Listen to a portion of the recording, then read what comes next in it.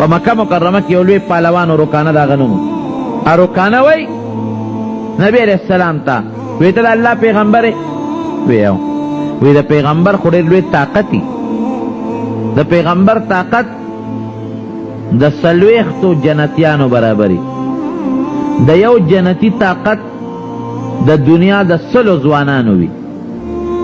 د پیغمبر طاقت د څومره جنتیانو برابري 40 د یو جنتی طاقت د دنیا د څومره ځوانانو وي د 100 نو د پیغمبر طاقت څومره شو طاقت به دومره نو وی او الحمدلله وی خنو مال په کبړی راشه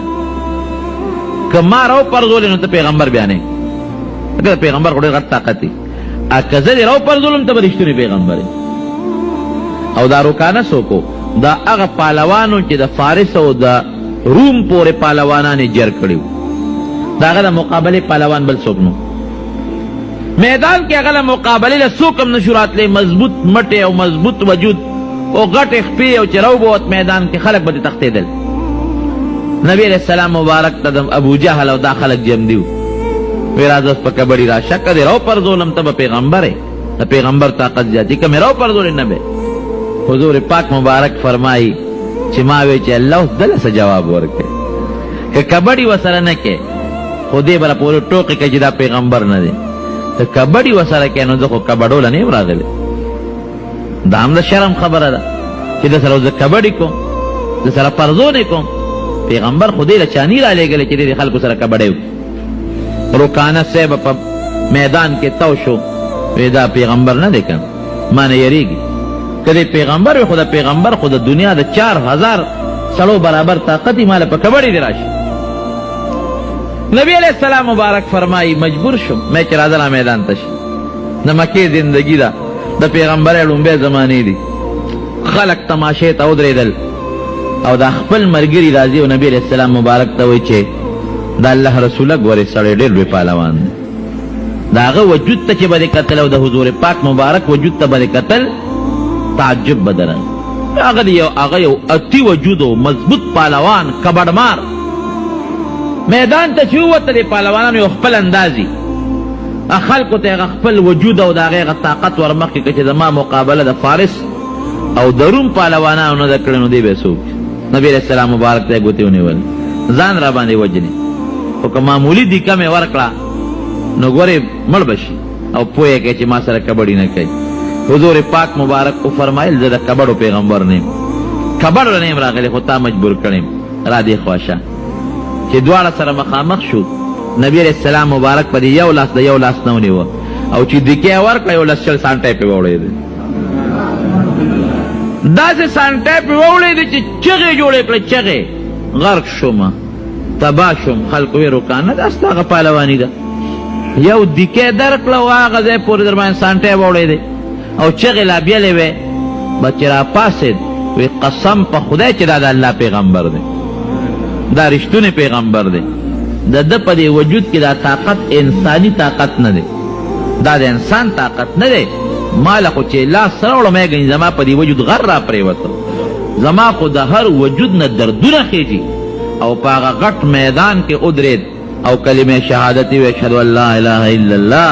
واشهد ان محمدا عبده ورسوله الله هغه پهلوان مسلمان نو طاقت ته پیغمبر علیہ السلام هم ګوره ډېر زیات او مضبوط او بهادري پکې څومره وه بهادري بهادرو نن خو مشر دلته مشري خو چې میدان ته وځي نو بیا کشري بیا مخکې کېږي نه هر سړی بل ورچې خپله رستو کېږي او نبی کریم صلی الله علیه وسلم مبارک به په میدان کې په خپله مخکې ولاړو په خپله مدینه منوره کې یو ځل یو پراپیګنډه وشوه وی دشمن را روان دشمن راغی او خلک ډډې ته کېږي لوی لښکر را روان دي په مدینه حمله کوي نبی علیہ السلام مبارک د ابو طلحه یو اس وغوښتله شا به استې راوله او په اس باندې کت هم نه وه د پاسه څادر هم پې نو بربند اسو پې ورسور شو او اس یې د مدینې منورې نه بار وزغلو یو خوا ځي خلکو یې صیب لښکر دی موز او یې پرېږدی ما یو خوا بل خوا اس یې وزغلو واپس راغی